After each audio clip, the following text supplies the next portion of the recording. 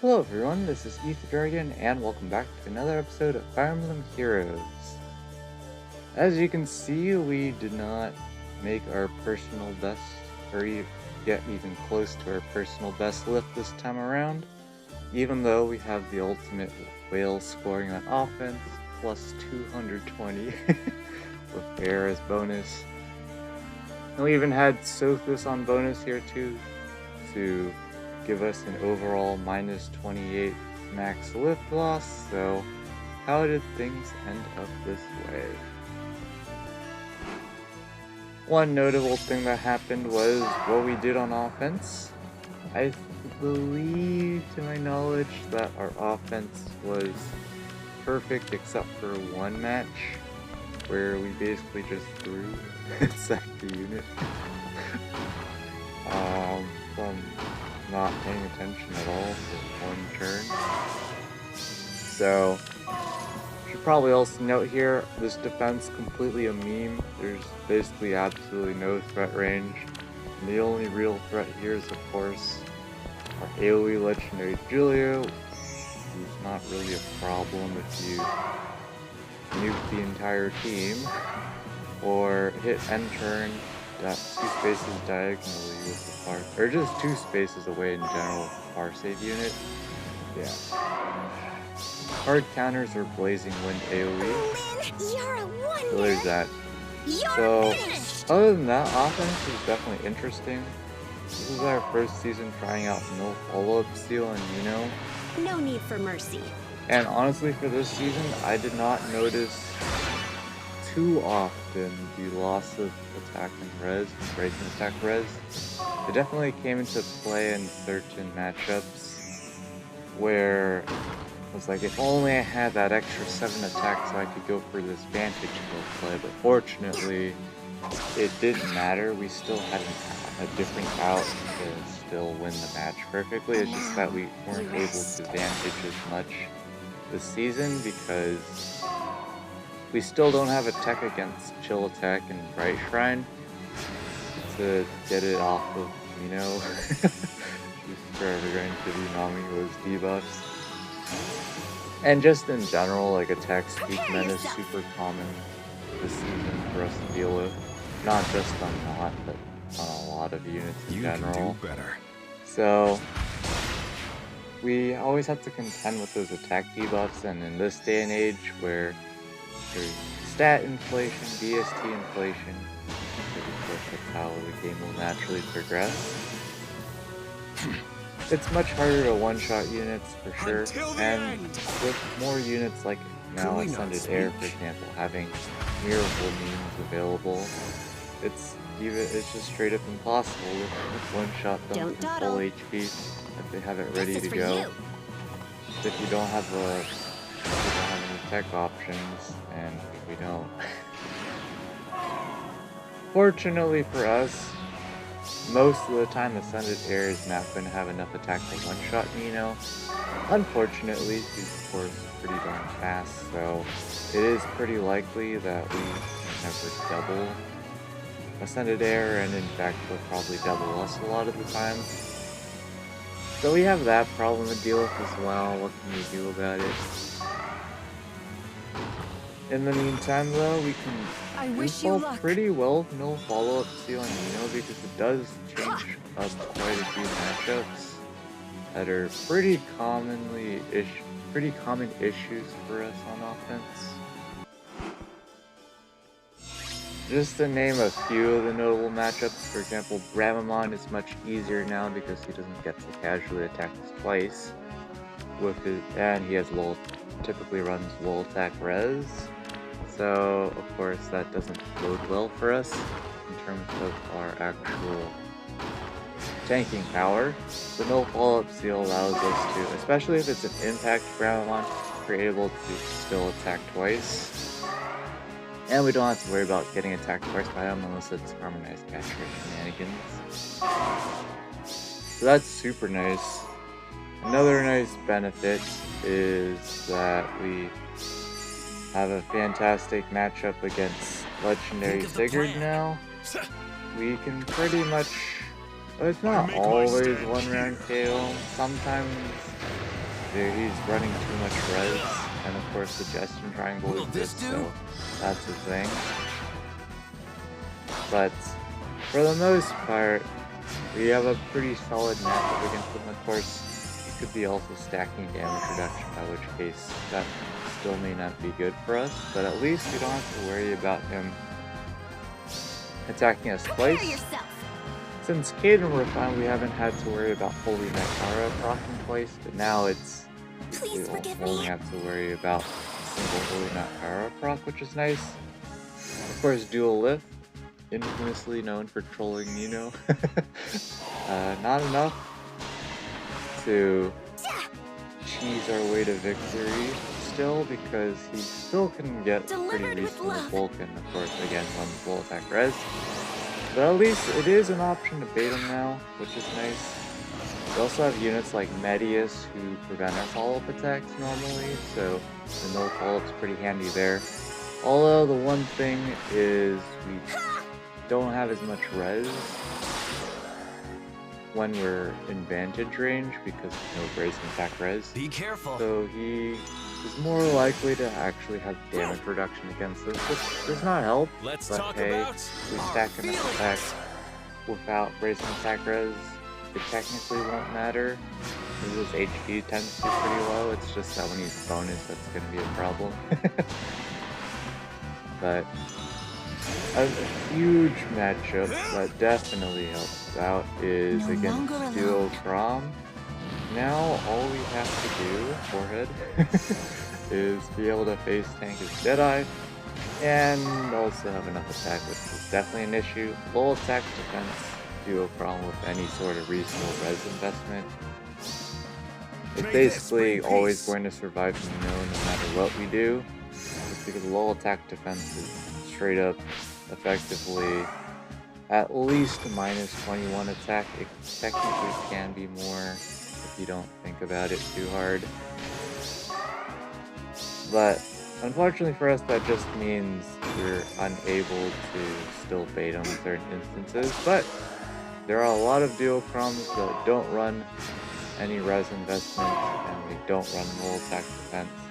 Heck, even if they run low attack defense, there are some instances where we can survive, which is pretty funny. But yeah, now we don't have to worry about him attacking twice, similar to Legendary Sigurd, which is definitely nice, but we also don't have enough bulk to always take a hit. Something that would definitely help in that matchup though is us actually getting a Gatekeeper. That way we can give Nino joint drag defense and close reversal. Is at this stage of Ether raids, I'm noticing less and less that attack smoke is coming in handy. So I feel like we should give a test run of not running attack smoke and running some other use slot. I'm thinking we might try full smoke as well. Although generally speaking it's not that useful. It's pretty much for those niche matchups where units have recharge specials that don't recharge it if we uncharge it. So for example, Infantry Pulse, which is pretty rare, but I did run into an Infantry Pulse team. A mixed Infantry Pulse team this season.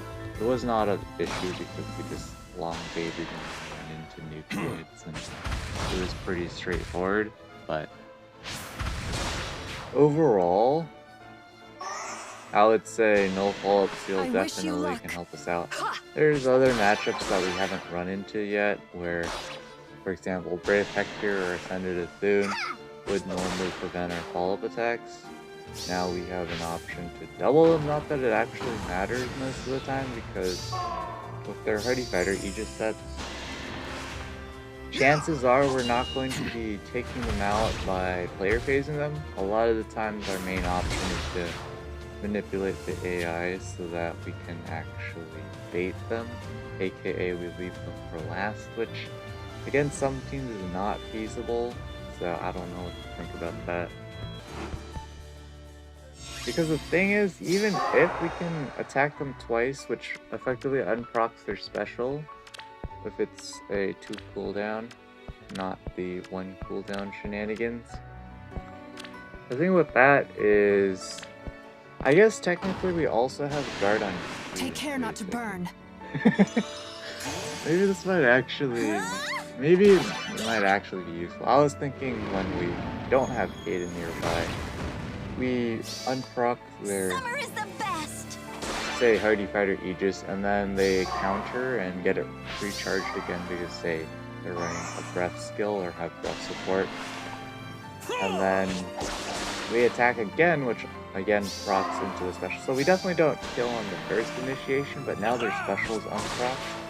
So it's possible for us to pick up the kill following that. Probably not, but generally I just don't see that being useful, because if we have to use our dance to take out the far save unit, there's still all the other threats lying around that chances are we're not going to advantage kill all of them. So I am here with you. I don't think that's going to help us too much, but there might be some niche cases. Maybe like when they're the last unit. Take care not to don't burn. have to worry about our turn so much, because we can Vanish potentially beneath the take waves. them out in 1 turn versus 2. But that's not too big of a concern. A lot of the times we do not have to worry about this kind of matchup. I will protect everyone! So that's nice. I do have to say though, we will have to keep trying out no follow-up seal, because I'm sure we will notice the loss of 7 attack a lot more the more matches that we run with no follow-up seal, but I think it is generally pretty solid. I would definitely consider running it again for sure. But speaking of running of again, we're definitely not running this defense again if we're actually It was just a meme setup just because I didn't want to try too hard with actually building a reasonable defense. Just because when we climb this fast with our whale levels of scoring, yeah, we're gonna get matched up against reasonably competent people who have reasonably competent teams, so generally, we don't have a chance if we're going to be hanging around infantry pulse like this. And so far, you know, we've lost every single match, which is to be expected. Here they have Kaden support, so that's probably already GG. We don't have pulse smoke here, but it doesn't matter, just because we have no text against damage reduction, and Brave Plot has damage reduction. Let's finish so that's this! kind of a problem. And of course he has healing, we don't have fatal smoke, so all those things combined are great for us. Not to mention the debuffs on us, but what can you do? He has his speed-based damage reduction and his first hit damage reduction combined here, so he's able to survive Legendary Julia. She was the only one who had any chance of taking him out, but she also survives with her damage reduction. But it's too late at this point, because, well, we can't actually do anything to Legendary Claude. Notice that, of course, we weren't able to double Kaden because of Resonant Shields from Asker, which is unfortunate. That's why if we run Legendary Julia in the future, we definitely will try out no follow-up seal. Problem is, we'll have to run a weaker special, so that's I won't issue. lose. Is technically, if we really wanted to, we could just check the time pulse on Legendary Julia, This is it. and then so we could maintain the AoE and have no follow-up seal, which would be funny, but then we don't have Attack Res Menace, which can definitely help out the AoE matchup a ton, because it can give us 6 visible attack and debuff the opponent's visible res by 6, so, you know, there's that, but Prepare yourself. I don't really know there's that many instances where that'll matter. Because chances are those matchups will be the ones where people are just hitting end turn with a Brave Dimitri, for example. I guess in that instance it might actually matter.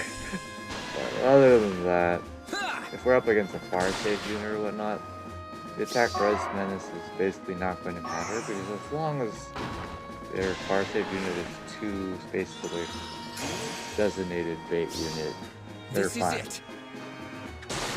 Unless it's a super bad Farsight unit who's like a red dragon with no damage reduction.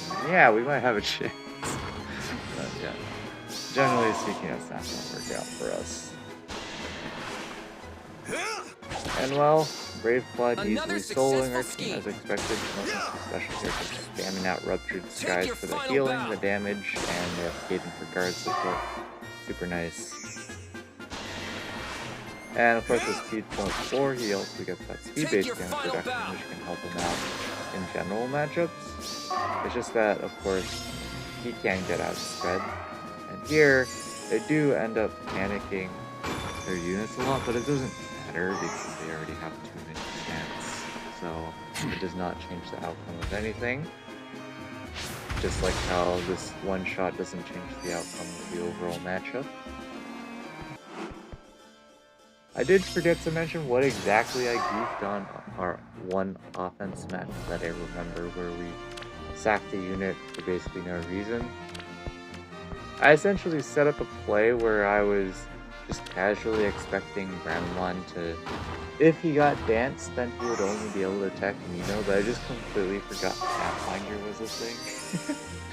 So their duo and the order that the dancers would dance, they had both Triandra and Duo Peony. For some reason, I was expecting Duo Peony to dance first, even though she was closer to our units. And that's the number one thing that I pretty much always remember when I do the AI shenanigans. So that was pretty sad. So all that really happened was Bramamon moved forward at some point, and then he got danced by Duo Peony, and he had the option to snipe down like 3 of our units and pick up a kill. So yeah, that was not great. He ended up picking on Caden because of course Caden has the most HP on our team besides Nino, except I don't think Bramamon was taking out Nino. So that was cool, I guess.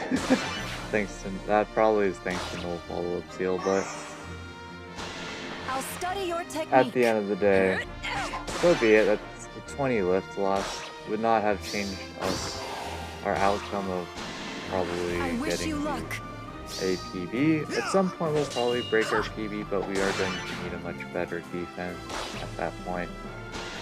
It's definitely nice to have the extra lift gain though, because overall across the whole season, that's 32 potential more lift than we had previously. And that definitely amounts up to, that can amount up to a full defense loss. Like for example, this season, our max lift loss per defense match is 28 lifts, so that extra 32 lift can offset that effectively. Or if we just do straight up the same on defense like we did during our PB season, we just have 32 extra lifts, which definitely would make it a PB, a new PB, so definitely on the hunt for that. I don't know if we're ever gonna hit 21,500 mark, but you know, we can work towards that. I absolutely definitely want to get Nino that joint drive defense in close reversal though, because I just think it's going to perform better. Nino being bulky pretty much almost always helps us out until it doesn't. The most common example is when we get chipped down to 75 point, just slightly above 75% HP, and then there's some nuke that can nuke us from that range. But of course at this point, Nino does have a pretty reasonable HP stat given where she is in the game. She has 69 HP, pretty solid, not quite 70 plus, but for what Nino does, it's not bad. Of course, we still have to contend with lulls and units that are just way too fast and bulky for her to one-shot. We're always going to struggle more and more with that, but at least we have some reasonable support. We have Care, who definitely put in a lot of work this season. The post-remix is not much of a powerful. And when she's on bonus, she gets extra stats with weapon as well. Weapon refined, because that plus 10 HP does translate to plus 2 attack bonus, which is super nice. The other thing is that plus 10 HP significantly helps out with bulk against super strong mages that do a ton of damage, especially when they run low speed res, for example. That's a ton of res missing from air. If they have a brave weapon, for example, that's effectively at least 18 more points of damage onto air. And again, her HP is not that high, so it's nice to have that plus 10 HP. Speaking of HP though, I was thinking about memeing and giving Air one of our ascended florets to give her plus HP. Which again helps out her bulk, and it can give her, I believe, plus 1 attack and res, which, you know, that's not bad given its HP. I just don't know how useful that actually will be in the long run. That's why I'm waiting to actually do it. Because right now it'll help out in matchups where she's barely unable to tank or whatever, but long term, I don't really think it's going to help. It's probably just going to be, oh, we have slightly higher stats, that's it. So, definitely we're sitting on, I think, 3 4S right now. I should probably just slap this the one on Legendary Nana for speed, just to have that extra 4 speed. I wish you luck. Again, it's one of those things where long term it's not really going to change anything. It's just going to be too fast for Legendary Nana to handle anyways. So in general, the benefit would just be right from now till it becomes useless. Which, I mean, I guess it's fine. We do use Legendary Nana plenty, so it definitely could be useful, but you can see here, most people so far, they're either just nuking the entire team and running, or I guess nuking some threats and running, and then just hitting end turn with their save units 2 spaces away, which is just the correct play. There's no drawbacks to this at all, because we don't have any silly mobility shenanigans. I take my stand here. Or anything of that nature. So it's just straight up face tanking with all stats. Pretty easy for hardy fighter units at this stage of the game. As long as they're not up against units like Legendary Nana who need those defensive special procs, but if you're like Brave Hector who has some suggestion trying to take advantage against her large defense stat and HP stat, and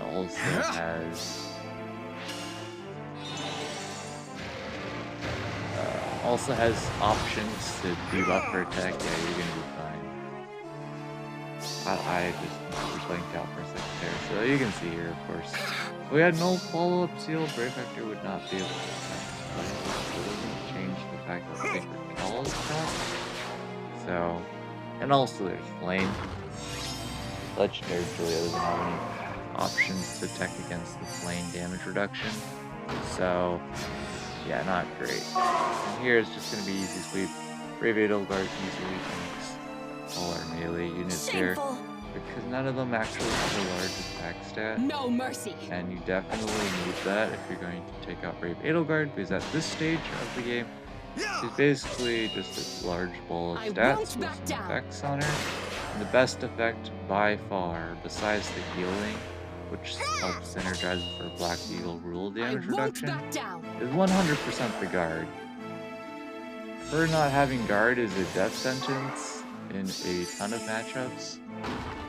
One of the more notable matchups that affects us primarily is Legendary Crom matchup, where before we could take her out by even without having Deadeye pre-charge, because we could just proc it and absolutely meme her 80% damage reduction with Deadeye. But now we actually have to have it pre-charged because of course she has guard, and most of the time we Try to It's a understand. toss-up if we were to put Heavy Blade Seal on Legendary Crown, if we would actually charge up specials that way. We can do a Flashing Blade, but then in other matchups we're just never going to proc that, so I don't know how particularly useful that is. And of course, we'll lose out on attack, which is a huge deal for Legendary Crown because he still doesn't have his remix yet, and he won't be getting it for a bit. So far, we've had all losses so far. Time to cast your bets if we're going to lose every match this season. But not, it's definitely feasible with this defense because here again, they have 2 save units. They can move flop and 2 spaces away. Let's see what they do. Cast your bets. For a second there, I thought they were actually going to accidentally leave. No. Let's see what they do here, though. Alright, they don't do that. Let's see how this goes. This is AoE versus the world, because that's basically all we got. AoE is going to do a massive amount of damage to... what's her name? Valentine Lucina. And here, Ascended's doing no damage reduction, so we get to do 60 damage. That's cool. We had no follow-up seal, you know, things might have been slightly better in that matchup. But here, let's see if this can finally do something. Prepare Serious yourself. plus. I haven't even given her her refine yet. I don't think I ever Signed will. and sealed. But it's enough for the kill, so that's nice. Thanks to the AoE support. And well, Ascended soon. She's got her Hardy Fighter Aegis now, so she's able to survive everyone. That's unfortunate. This is where no follow-up seal definitely would have helped out, but we've already picked up 1 kill. And hey, Brahmamon's coming to I will town. crush you. Chances are of Luna, he's doing a little more than 0 damage under the few. Although it is possible for her to take 0 here. She just has too much res to where Luna can start damage enough to do more than 0 damage through Hardy Fighter Aegis, so we actually end out the season here with a win. But as you can see here, we just lost all the way until the very end, which is kind of interesting because I'm pretty sure they could have just won without any of those shenanigans. Of course, the Hardy Fighter Aegis was unprocced because of Pulse Tie on Nils, if you didn't figure that out already. That's one instance where having safety fence is a detriment at times, because you can't always bait turn one then. And in this instance with even Pulse Tie, you definitely want to bait turn one if you're going to lose your pre-charge special. But yep, here we're...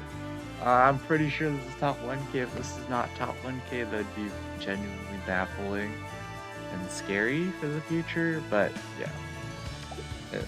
This is our essentially peak scoring gameplay. The only better... yeah, I don't think we can get any better on defense other in terms of maximum lift loss other than actually summoning to merge up another Dark Mythic hero to +10, which I don't know if we're going to do that one. But Arena here, we're just cruising along with Alphonse, and Milla definitely coming in handy now that we've +10'd her. Definitely handy for just hitting end turn on units and slowly chipping them down, or just stalling with her. And of course, the Milla's turn wheel isolation shenanigans definitely helpful in Arena in some instances. Also not helpful in some instances. I definitely sabotaged myself a couple of times by forgetting that I isolated a unit that I was expecting to rally, so they would just move forward and get danced and nuke. So, you know, we have to get used to that. But Alphonse doing alright this season. Decided to run bonus doubler on him for the fun of it. Most of the time he did get his field buffs, and he was able to do things like take out legendary Sheetas, even though her weapon gives her stats and debuffs our stats based off of our field buffs. Bonus doubler helps offset that, so pretty nice. Of course, not too many defense wins, because when we're scoring pretty low like this, generally people have less incentive to lose, or just completely lose or surrender if they drop the unit or whatever. But here, unfortunately, or fortunately, however you want to think about it, we tie our Arena Assault Plus PB with this team. It definitely could have been a PB, but unfortunately we got absolutely memed on our last match. We rolled into a 760. I mulliganed twice with our 2 tactical retreats. We got 760s and we ended out with a 760. So it could have been a PV. We still have yet to break 5,380, but I'm sure we'll do it eventually. It just takes RNG because, of course, we're only doing 1 run a season, so it's completely RNG if we're going to PV. Overall, Arena Assault Plus definitely, this is becoming more difficult, but it's still manageable. I've actually been doing Arena Assault Plus without putting on our skill sets or anything or seals. So the fact that we can do that and still do 1 run and dones is still indicative that it's not too difficult to where we actually have to try and put on seals, because they definitely help out for sure. But enough rambling, we'll be back when the results drop in.